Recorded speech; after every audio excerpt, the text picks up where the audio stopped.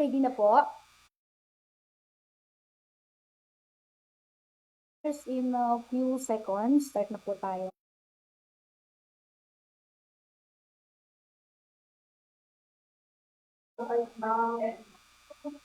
Mm.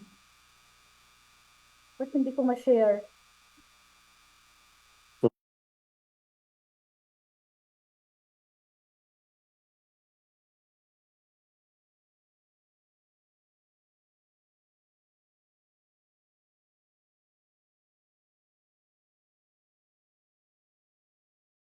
Hey, magandang umaga po sa kanilang lahat mga kaibigan. Welcome po sa ating programang Tipon Tipan sa PIA, ang ugnayan ng pamahalaan at ng mamamayan. Kumusta po kayo mga kaibigan?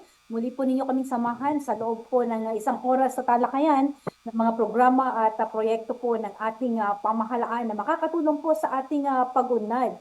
Ako po si Jenny Bakiran sa Philippine Information Agency at tayo po ay live dito po sa ating programa ang tipon-tipan sa PIA. Kasama din po natin ang ating mga media partners. Ano, nasa Zoom po si Sir Cayetano Tudao ng Northern Bulletin, si Miss April Racho ng Radyo Pilipinas at dito po sa PIA office kasama po natin si Bombo Marvin Kangkang ng DCGR Bombo Radio, si Mr. Benji De Iro ng Northern Bulletin, and of course ang ating mga partners from FMR Radio, si Miss Mylene Pablo at Alfred Hakyas. And of course, ang XFM kasama din po natin kanina. At tayo din po ay live sa RBC Cable at sa ating mga partner stations, ang DWDA, ang Magic FM, ang DWPE Radio Pilipinas, ang Bombo Radio, and the other stations. Ngayon po mga kaibigan, makakasama po natin ang ating Assistant Regional Director po ng Department of Trade and Industry, Attorney Michael Pagabao. At bibigyan niyo po tayo ng update at especially katatapos po yung ginawa po nating IFEX na napakalaking tulong po sa ating mga MSME, especially po sa kanilang pagnanais na mapasama po bilang mga exporter. Mga kaibigan, bigyan daan po natin ang ating partner, ang ating bisita, ang ating guest sa araw na to, Attorney Michael Pagabao ng Department of Trade and Industry. Good morning, Attorney. Good morning, ARB. Bumati po muna kayo sa ating mga tagapanood at tagapakinig. Magandang umaga po Ma'am Jane at sa lahat po ng media partners natin na present po ngayon. And of course, sa lahat ng nakikinig sa atin ngayon dito sa PIA, magandang umaga po sa ating lahat. And masaya po kami na muling makaguest dito sa PIA para i-share po yung napakagandang resulta ng ating partisipasyon sa International Food Exposition. Kung matatandaan niyo Ma'am Jane, nabanggit ko na po ito nung last na guesting natin, no, kung saan diniscuss natin lahat ng inisyatibo ng Department of Trade and Industry. And dito nga ay tuwang-tuwa kami kasi napakaganda talaga ng resulta ng ating participation for the International Food Expo.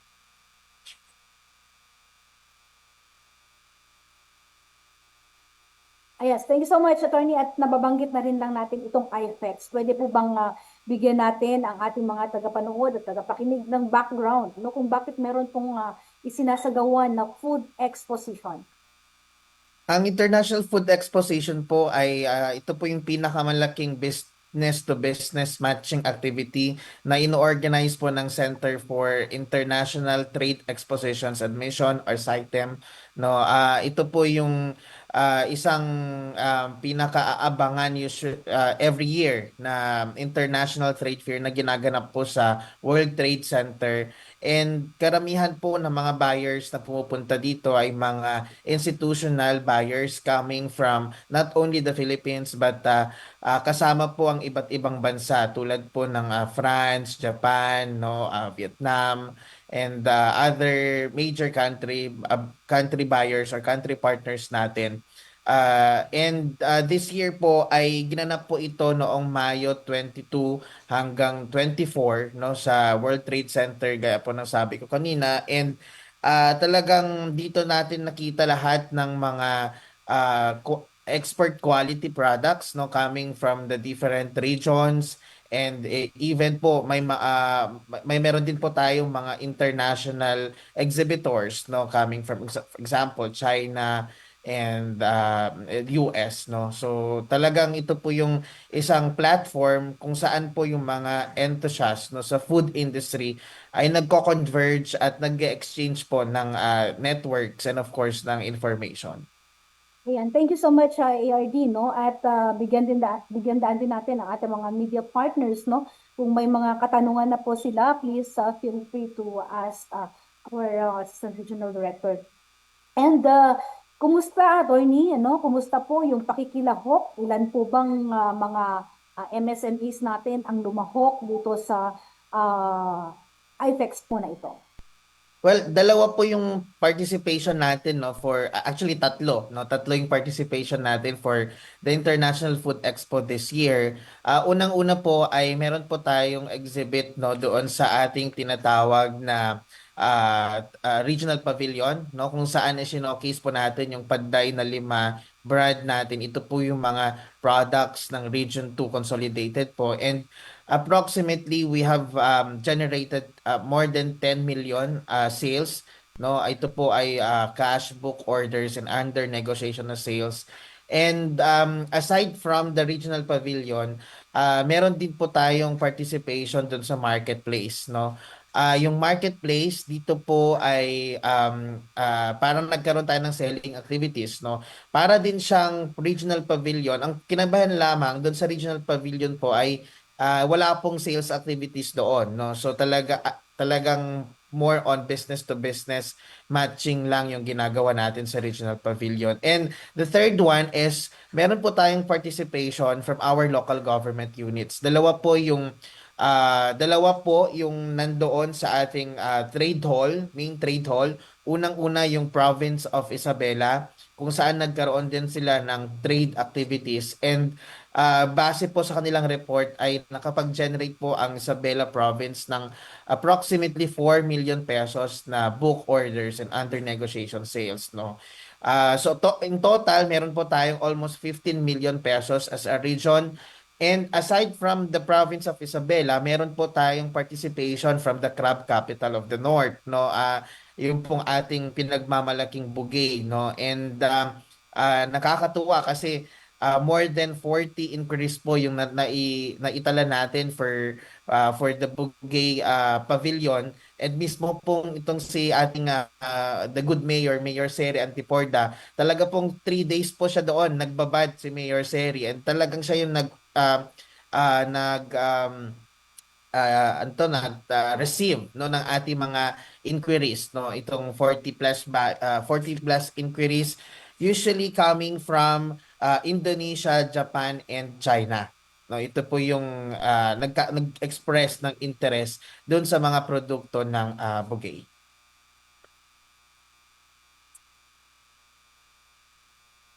Ayan, thank you so much, ARD. And we welcome questions from our media partners.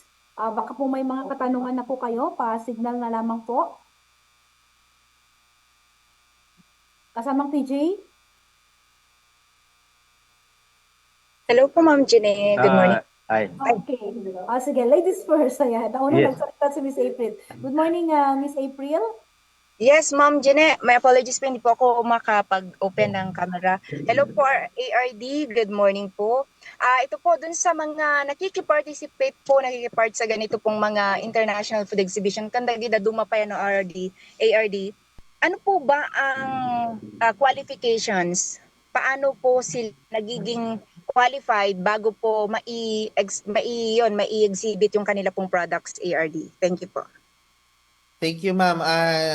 Since ito po ay food expo, no, food products po yung ating showcase dito. So, talagang very particular tayo doon sa kanilang license to operate from the Food and Drugs Administration and yung kanilang certificate of product registration, no.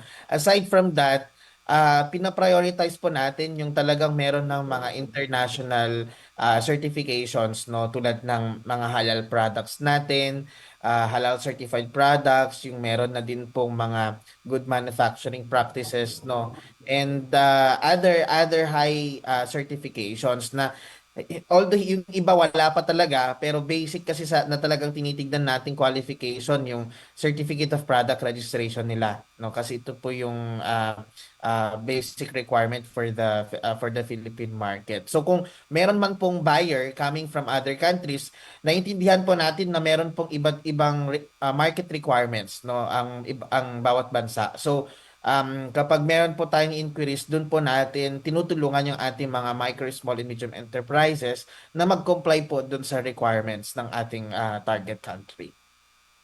Yun, opo. Doon po sa part na yun, ARD, ang tanong ko sana kung paano naman natin sila pine-prepare bago po natin sila isinasalang na ARD, yung atin pong mga MSMEs. ARD, yung ating MSMEs ay sa Isabela and isa po sa Cagayan, yung ating Bugay. Bakit po sa iba? How about sa iba po ARD ngayong taon? Kapag po IFEX po ba, iba rin yung mga pinipili natin, though food tayo, pero nagiging iba yung kumbaga yung participation kasi sa maalala natin sa mga nakaraan po may mga iba pang companies or MSMEs na naisama from Cagayan po ARD. Yung pong participation ng Isabela and Bugay, yun po ay separate booths, no? Meron po sila talagang parang pavilion doon sa exposition. Pero meron pa rin po tayo yung tinatawag nating regional pavilion. No, yung regional pavilion po ay consolidated products po yan ng ating 24 MSMEs coming from Cagayan, Isabela, Quirino, and Nueva Vizcaya. So, meron pa rin po yung mga produkto ng other provinces, although nandun po sila sa regional pavilion. Yung pong sa Isabela, since meron pong budget support, no, from the provincial government, ay meron po silang sariling pavilion. And also with the case of Bugay po. Yes, opo. Thank you so much po ARD. Thank you Ma'am Gine. Thank you rin po kay Sir Tano. Ayan, thank you Yes. so much, Ma'am April. And of course, sige, it's your turn. Kasama nga TJ ng Northern Philippines, fresh from the Ilocos Region. Yes, Ma'am Jene, maraming salamat. Good morning, IRD. Good morning, Sir TJ. Yes, sir. Sir, since ito po yung pinakamalaking kumbaga business to business and export-oriented international trade show ng mga food, beverages. So yung nababanggit po natin yung bayan po ng Bugay, sir, registered na at yung kanilang ipinapakita ngayon o kaya ay yung lalong-lalo yung mga crab foods na nababanggit ay kumbaga pang global na ito, sir. Tama po. Yung pong showcase po ng Bugay ay aside from the crabs po ay yung malaga po nila, no, yung kanilang blasted malaga and other fishery products. Meron din po sila mga dried fish na showcase doon sa kanilang pavilion. So nakita po natin siguro sobra yung interest kasi sila lang po yung parang nag-showcase ng ganon doon sa International Expo. So talagang parang dinumog po yung kanilang pavilion kasi sila lang po yung merong fresh na fishery products na showcase dun sa ating food exhibition. So, sir, kasi itong yung pong bayan po ng Bugay ay talagang marami pong kumbaga yung mga festival. So, na gusto yung hudyat, sir, na hindi lang pang local, kumbaga pang global na itong pinapakita ng LGU ng Bugay, sir. Yun po yung direction na nakikita po natin sa pamumuno po ni Mayor Seri. Actually, yung kaya po ang dami po nating investments din, no, projects na gustong i-establish sa local government unit of Bugay kasi nakikita natin yung talagang direction ay papunta po sa international market, no.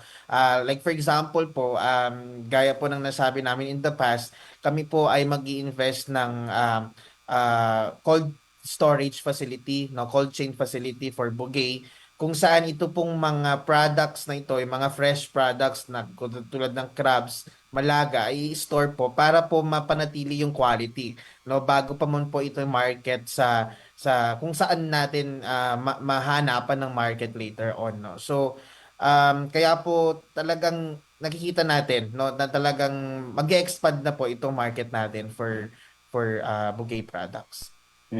Since naumpisa na, sir, ito, so nakikita natin sa darating na panahon ay masusustain din natin yung supply sa kasakali ay siyempre nakakagagatin po ng ating mga kababayan, maging po yung ating kababayan sa ibang bansa, yung ating mga tourist din, itong pong pinapakita natin ngayon doon sa Food Expo. Opo, ako po ay naniniwala, Sir TJ, na kapag napakita po natin no sa ating mga MSMEs no sa ating mga kababayan na merong market sa isang produkto ay mas dadami po yung production natin kasi makikita nila na meron palang pagbebentahan, may opportunity for this product. So yung sustainability ng production, I think it will follow. Ngayon po madami naman talaga, sabi nga ni Mayor Seri, ang dami po nilang produce, no? Pero kung tatargetin natin international market, yun po yung talaga magiging challenge sa kanila kasi talagang it will require a lot of production, no? Kung international market pa yung pag-uusapan natin. Pero ako po ay naniniwala na kapag po mapapakita natin sa ating mga kababayan, sa ating mga MSMEs na meron talagang merkado, ay sila po ay magkakaroon ng interest na mas padamihin po yung production. So sir, maliban dito sa fishery foods o products, meron din po dito sa region tulad po yung mga prutas o kaya yung mga ingredients o kaya yung mga iinumin, kumbaga, sir, na nakikita natin na potential na maaari po natin dadalhin doon sa IPEX. Actually, sir, maganda pong tanong yun. Aside from dun sa fishery ni Bugay, yung top Mm. sales na na-generate natin, no, particularly for the regional pavilion na sinasabi ko kanina, yung pong produkto ng isa nating exporter sa Nueva Vizcaya, yung blasted fruits, meron po silang Mm. blasted fruits and yung calamansi extract, pure calamansi extract. Also, coconut jam Mm, and sir. ube powder po ng Quirino. Ito po yung mga top sellers natin no, during the International Food Expo. And nakita natin na ang dami pong international buyers yung interested sa kanila. So sila po actually nagdala po ng madaming sales no doon sa binanggit ko kanina na almost 15 million sales dito po nanggaling sa mga produktong ito. Mm. Yes, sir. Berang panghuli, sir. Sir, ito pong IFED Expo, bali yearly po ito. At ngayon, taon na ito dito sa ating bansa na naganap. Ito po ay yearly po and yearly din po ginaganap po ito sa Pilipinas talaga kasi ito po ay Ah, organized by DTI, yung pong ating export arm which is the Center for International Trade Expo and Mission, yung CITEM. Sila po talaga yung nag-organize ng international fair na ito. So they invite buyers from different countries. No? So annual po itong ginaganap sa World Trade Center. so yan muna, Sir ARD. Back to you, Ma'am Jene. Maraming salamat. Thank you so much kasama nga TJ. Bago po natin dakuan si Miss Majoy, si Sir Alfred, may katanungan din.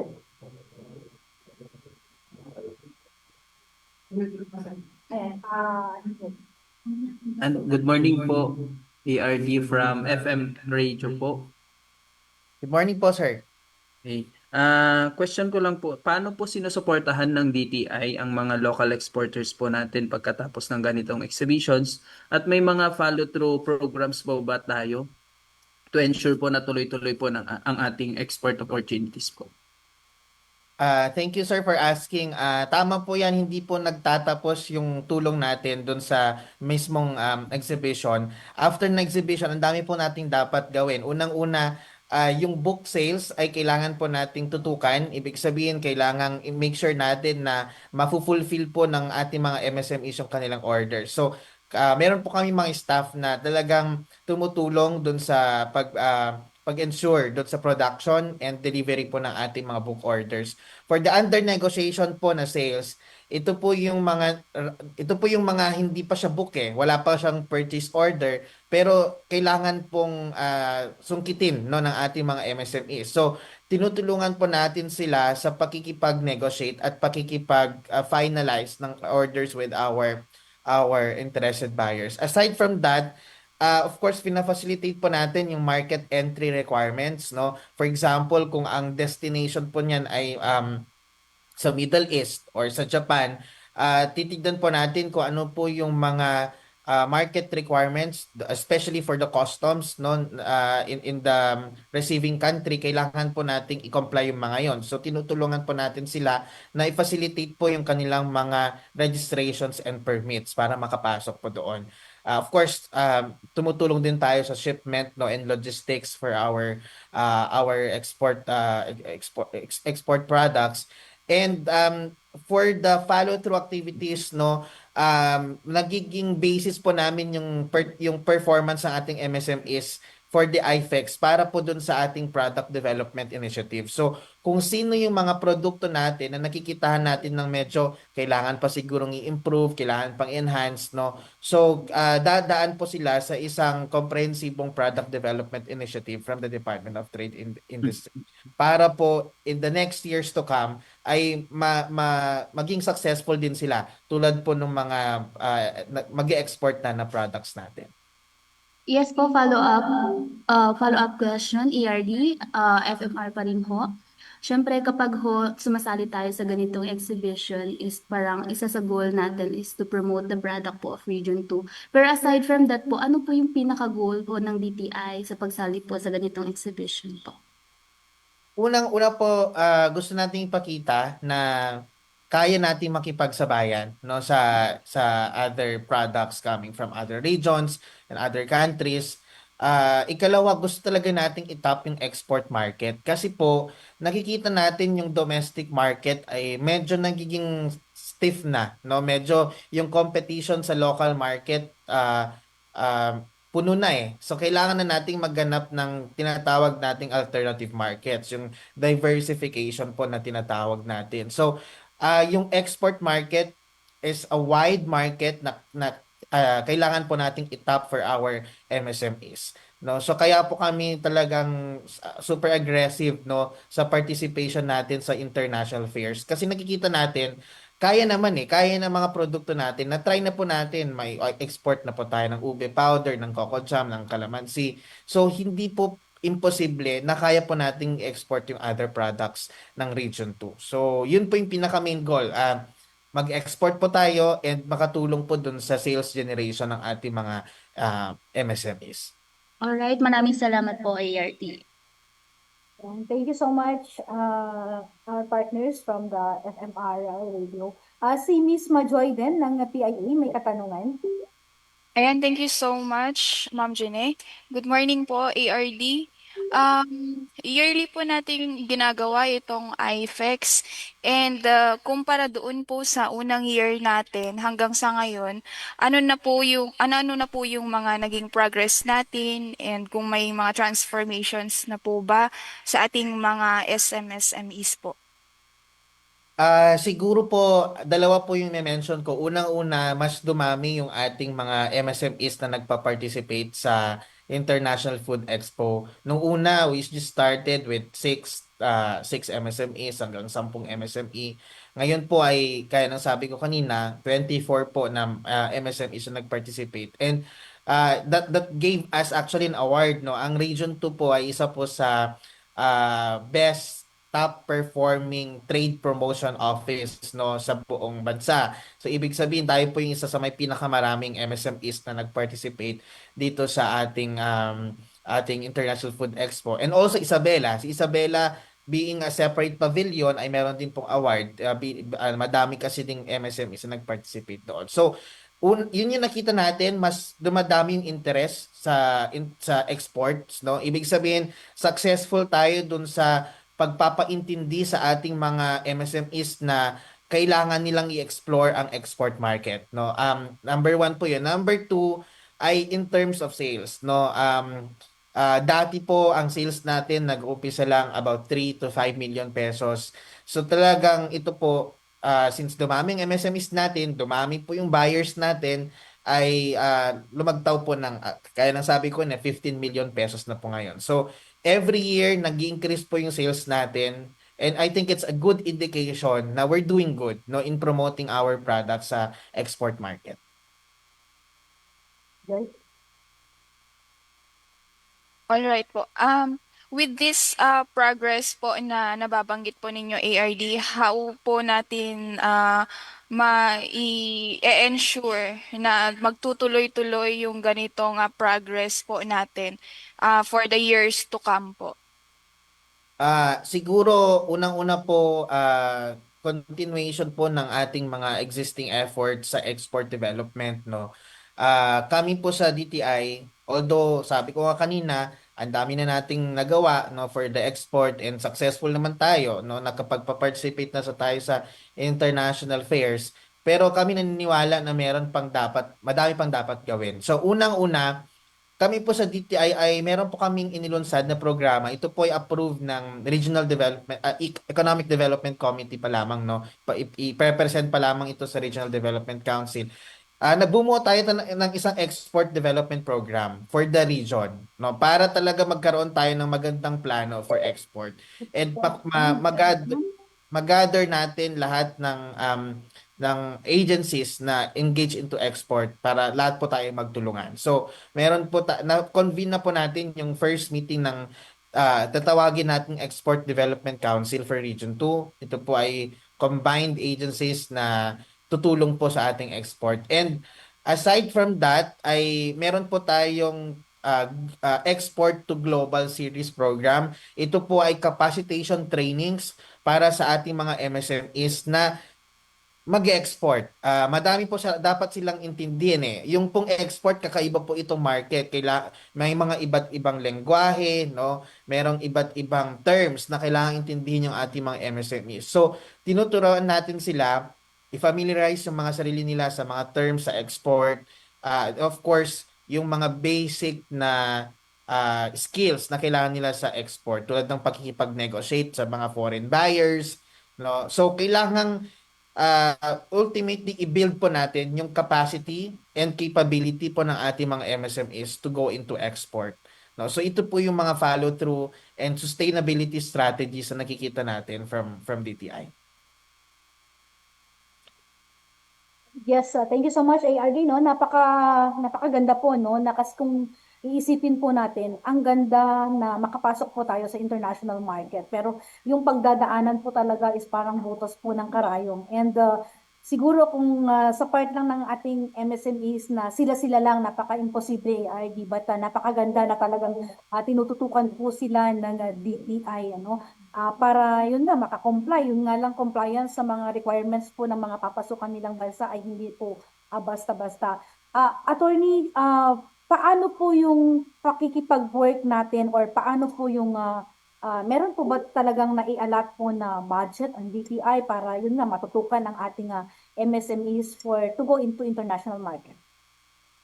Thank you, Janet. Meron po tayong budget under the One Town, One Product Next Gen. Ito po yung ginagamit nating talagang budget, no, para i-make sure na yung ating mga MSMEs ay unang-una product development, yan yung focus natin, and the second one is market linkaging, no. So, meron po talagang annual budget po ang DTI na ginagamit natin for that. And this year, for example, sa International Food Expo, kami po siguro gumastos po kami ng almost 400,000, no, for this fair. So yung investment natin ay andoon talaga, no, para sa ating mga support ito sa ating mga MSMEs. Pero nakita naman natin ang bilis ng ROI, 400,000 generating 15 million pesos, di ba, no? So sulit na sulit po yung ating mga budget na ginagamit for these trade fairs kasi nakakatulong po tayo sa ating mga MSMEs.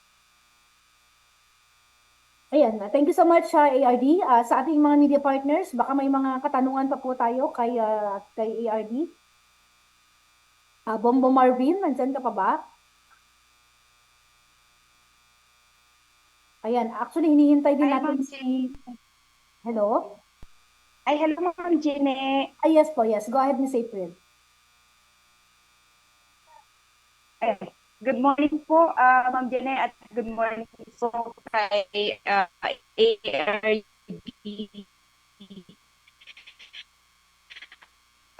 Nabanggit po yung SMEs, pero nabanggit yung pong participation or yung malaking mga local unit or PLGUs po natin. paano po yung support na bibigay po ARD at yung nabanggitin niyo parang talagang malaki po yung support ay yung ating po provincial government ng Isabela rin. Paano na po yung partnership po natin with LGUs po dito sa ating po lalabas po ng ating mga MSM as po, tayo partnership na ito ARD. Thank you Ma'am April. Although tama po ba ano pong support yun ng PLG ng LGUs yung tinatanong po natin? Ayan po, ARD, kung paano ang para natin na nakakatuwang para po matulungan din po parami po yung mga MSMEs na makapaglabas ng products po nila sa labas po ng region at ng ating bansa po. Thank you po Ma'am April no. Unang-unang laki po ng tulong ng budgetary support no, from our local government units. Si Provincial Government of Isabela, ewan ko kung pwede kong sabihin ito, pero nag-alat po sila ng budget talaga for this year for marketing activities no. Nauna na pong ah, nauna na pong nag-participate ang Isabela dun sa Food Expo sa Japan no. Last I think it was last March nung pumunta po sila sa Food Expo sa Japan no, and this year naman ay this month rather nitong May ay International Food Expo. So meron talaga silang nilaan na budget no para malibre po yung ating mga MSMEs sa participation no. So I think yun pa lang ay malaking support na ng ating LGU na isinisigurado nila na merong platform yung kanilang mga MSMEs for marketing activities nila and na libre na hindi na po gagastos yung ating mga MSMEs. And the same with Bugay, again, it's a funding support from the LGU para po ma-promote talaga nila yung kanilang mga produkto. Aside from that, yung partnership po natin siguro with the LGUs, I think ay stronger, no? Ngayon talagang ini-intensify natin yung partnerships with our local government units ano. So nakikita natin na yung buy-in natin no with the local government units as we talk to them no itong mga local chief executives natin, nakukuha po natin yung full support nila sa mga programa. So gaya po ng Isabela, gaya ng sabi ko kanina nung kinausap natin sila na kailangan ng mga MSMEs natin ng market, ay talagang naglaan sila ng budget. And I hope na in the future ay ma-institutionalize po itong mga ganitong programa sa LGUs na sana po yung mga local government units talaga ay magkaroon ng pondo para po matulungan yung mga businesses, no, yung mga MSMEs within their area na makapag-market, no. Siguro panawagan na din ito sa mga LGUs po na nakikinig na malaking suporta po yung maibibigay po ng ating mga LGUs sa ating mga MSMEs kapag naglaan sila ng budget. Thank you so much, Yes, thank you so ARD, much ano? po. At may follow-up ka pa no, sa April? Kuwan na po sana, Ma'am Jene. So far, ARD, ilan po ba ang atin pong mga nailalabas na siguro yung mga participation na lang po, yung participation po ng pong MSMEs, ilan na pong MSMEs ang nakakalabas ng atin pong region, nakakapunta ng Manila sa Padayla Lima po natin at maging yung pong sa international market. Siguro estimate or kung ilan na po may bilang po tayo ARD. Thank you po. Thank you Ma'am Jene. Thank you, Ma'am April. Dito sa International Food Expo 24, yung sinabi ko na nag-participate na MSMEs. Yung sa other trade fairs natin, tulad ng Panday na Lima Regional Trade Fair, which is coming this September, ay madami po yan. Usually, inaabot po yan ng 50 to more than 50 MSMEs yung nagpa-participate dyan. As to ilan po yung MSMEs natin na nag-export na talaga, yung nakakarating na yung produkto sa ibang bansa, siguro mabibilang ko pa lang po muna sa aking daliri yung talagang direct yung kanilang pag-export. Siguro less than 10 MSMEs natin yung nag-export na karamihan dyan nasa Isabela, Quirino, and Nueva Vizcaya. No? So sa Cagayan, hopefully, meron din pala tayo sa Cagayan, no? Yung pong ating shrimps, no? Frozen shrimps from Santa Teresita, no? So yan, so meron tayo talagang mga MSMEs na parang hinahandhold per province para po sa export. So, kung ilan po yung nakakapaglabas na, I think less than 10 pa lamang po. Kaya yung goal natin dito ay mas dumami po sila.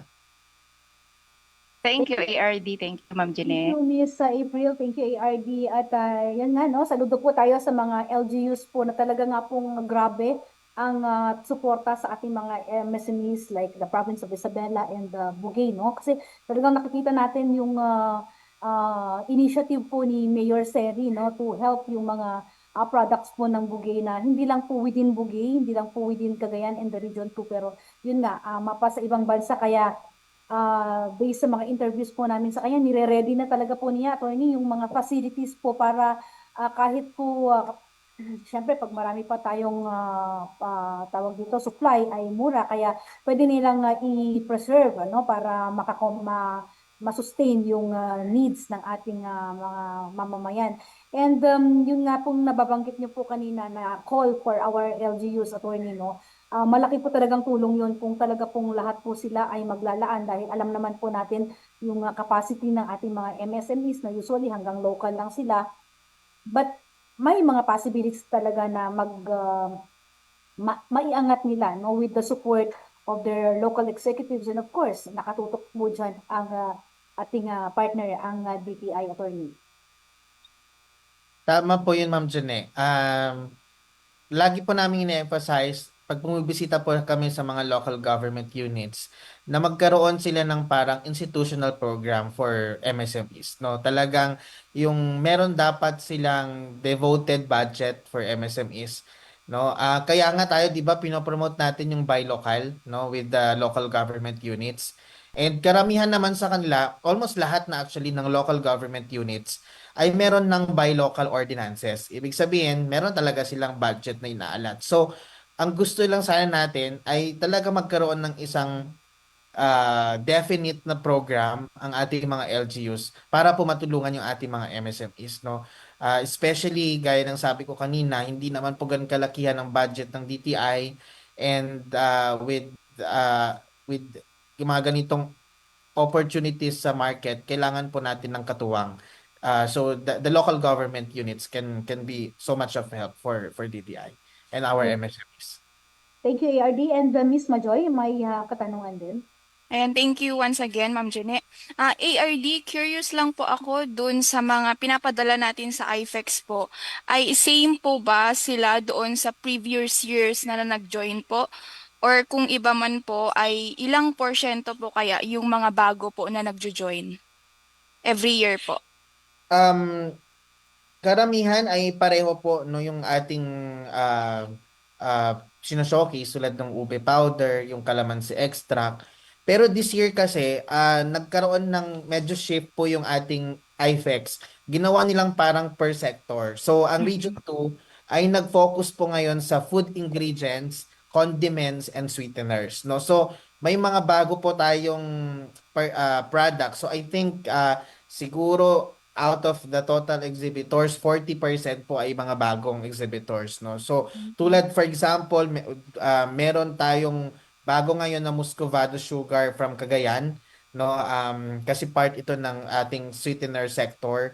And yung ating example lang yung ating mga sauce, mga chili sauces, no? Yung ating mga spices na nakabatal, no? So yun yung mga bagong showcase natin ngayon. But the rest pareho po, especially yung coco jam, yung calamansi extract, and the ube powder na laging top performer. Thank you so much, ARD. Balikan po natin si kasamang Alfred ng FMR Radio. Yes. Good morning po ulit, attorney. Siguro last question na po. Ano po yung next steps po ng DTI para mas mapalawak pa ang reach ng mga MSMEs sa international market, especially sa mga hindi po naka-join sa mga malalaking exhibitions tulad po ng ating ginawa? Yung pong siguro unang-una, mayroon po tayong mga scheduled na fairs in the coming months. Babanggitin ko lang po siguro tulad ng ating food festival. Meron po tayong National Food Festival sa May 30 to June 1. Meron din tayong participation sa Bridal Fair on June 27 to 29 sa SM Aura, and Regional Grand Bagsakan also, Lucky Chinatown Mall, and of course our regional trade fair, the Panday ni Lima Regional Trade Fair, the biggest trade fair na ginagawa natin yearly, is on September 19 to 25 sa Festival Mall. So these are the local na fairs na ino-organize ng DTI para matulungan yung ating mga MSMEs. Aside from that, meron po tayong international fairs na nilook forward also. Meron po tayong Manila Fame, no? Ito po ay international fair naman for non-food products, no, mga furniture items, mga handicrafts.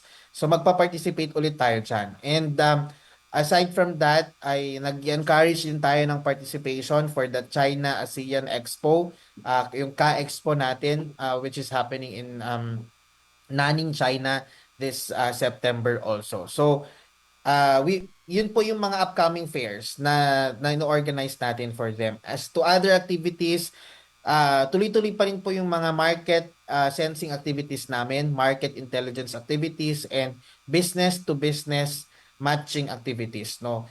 Talagang ino-organize namin yung mga MSMEs at saka yung buyers para sila po ay makapag-usap at makapag-negotiate po ng kanilang mga products. Thank you po, Attorney.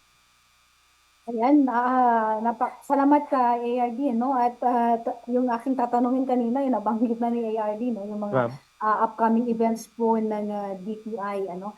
Attorney, bilang pangwakas, no? Kasamang TJ, parang humihirit ka pa. Yes, ma'am. Ayan, sige, go ahead. Yes, ma'am.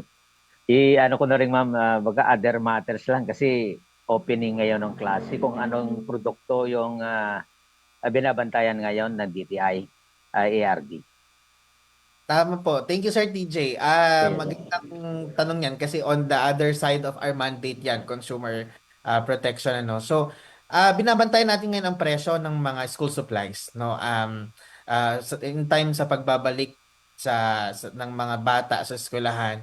So, usually mga binabantayan nating school supplies, mga papel, notebooks, presyo ng ballpen, pencil, no, crayons, no. Lahat po 'yan ay minomonitor po natin, and para make sure natin na andun pa rin sila sa prevailing prices. So far naman, wala pa tayong nakikitang reports ng overpriced products compared to prevailing prices sa ating mga provincial offices. And also, aside from monitoring, magkakandak po tayo ng mga diskwento caravan, no, in time for the balik eskwela. May mga provinces po tayong mag-organize ng mga diskwento caravan to offer discounted school supplies, no, para sa ating mga magsisipasok ulit sa eskwelahan. Thank you, ARD. Back to you, Ma'am Janet. Thank you. Yes, thank you so much kasamang TJ, no. Maganda din yan, malaking tulong din po yan sa ating mga magulang, no. At lalo na yung mga maraming anak na bumibili ng mga gamit. And siguro we urge na rin, no, kasi nababanggit ni Atty. na so far wala naman silang nababalitaan or complain na naririnig sa overpricing. Baka nga lang may mga alam po tayo, then feel free po, no, to inform DTI para hindi naman po umabuso yung ating mga suppliers na talagang sinasabi nila na ubusan kasi ng papel kasi katatapos ng eleksyon, yung mga ganong drama po. And meron po tayong consumer network, no, na pumaprotekta po sa kapakanan ng ating mga customers, no? Attorney, bilang pangwakas, kung wala na pong mga katanungan sa ating mga media partners, may we hear message or baka meron po kayong gustong sabihin, Attorney, na nakalimutan po naming tanungin, please feel free. Wala na po, Ma'am Janet. Siguro I will just take this opportunity to thank our media partners.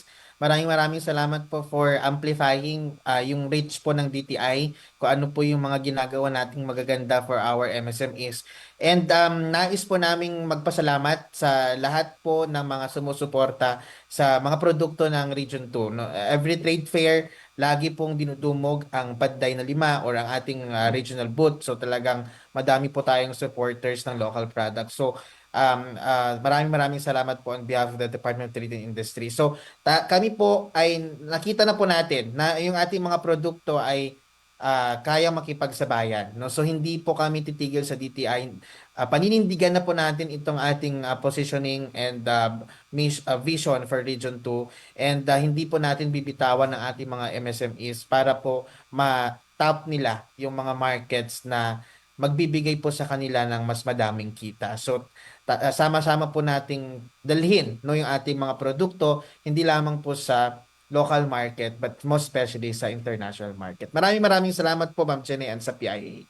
Yes, maraming salamat, ARD Michael Paggabaw ng Department of Trade and Industry, and of course, kay RD Sofia Narad. And of course, nag-facilitate din, tumulong sa atin, no, para mahagilap po natin si ARD, no, si Ma'am Manilyn Ponce and si Ma'am VR. So thank you very much po. At maging sa mga nakasama po natin na media partners, ang Bombo Radio Northern Bulletin, ang DWP Radio Pilipinas at XFM and FMR Radio. And of course, ang ating mga kasamahan sa technical side, si Alvin de los Santos at Hans Felipe, and of course, Miss Majoy. So muli, no, ang aming pong pagsaludo sa lahat po ng mga bumubuo ng Department of Trade and Industry sa patuloy po nilang pagsusulong sa kapakanan po ng ating mga MSMEs para hindi lang po sila hanggang dyan, kundi papunta po sila sa sinasabi po nating international market. Muli po, ang aming pagsaludo sa inyo. Ako po si Jene Valentin Bakiran at sa ngalan ng ating Regional Director, Angeli Mercado. No, muli, maraming salamat po sa inyong lahat. Good day, everyone!